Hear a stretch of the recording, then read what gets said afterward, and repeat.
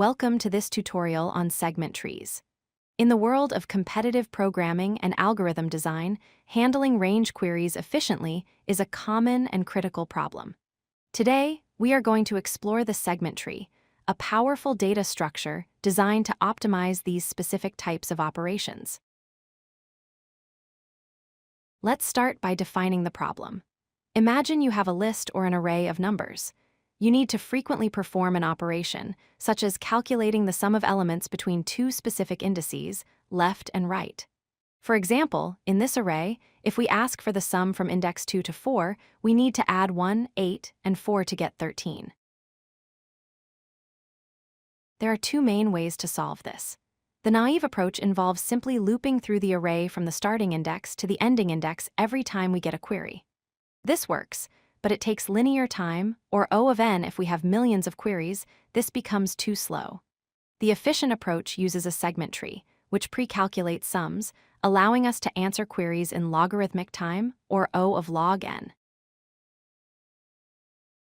So what does a segment tree look like? It is essentially a binary tree.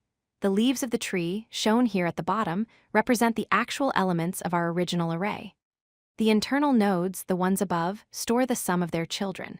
For instance, a node might store the sum of a range of 2 elements, and its parent stores the sum of a range of 4 elements, and so on all the way up to the root. To build this tree, we use a divide and conquer strategy. We start with the entire array range. We split it in half, recursively building the left child for the first half and the right child for the second half. Once the children are built, the current node simply adds their values together. This process continues until we reach the individual array elements at the leaves. When we want to find a sum for a specific range, we traverse the tree. For each node, we check 3 conditions. 1. If the node's range is completely inside our query range, we take its value. 2. If it is completely outside, we ignore it and return 0.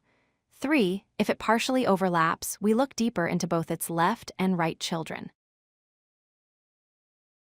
One of the best features of a segment tree is that it handles updates efficiently. If we change a value in the original array, we don't need to rebuild the whole tree. We simply update the corresponding leaf node and then walk up the tree to the root, recalculating the sum for only the nodes on that specific path. Let's look at the performance. Building the tree takes O of n time, which is done only once.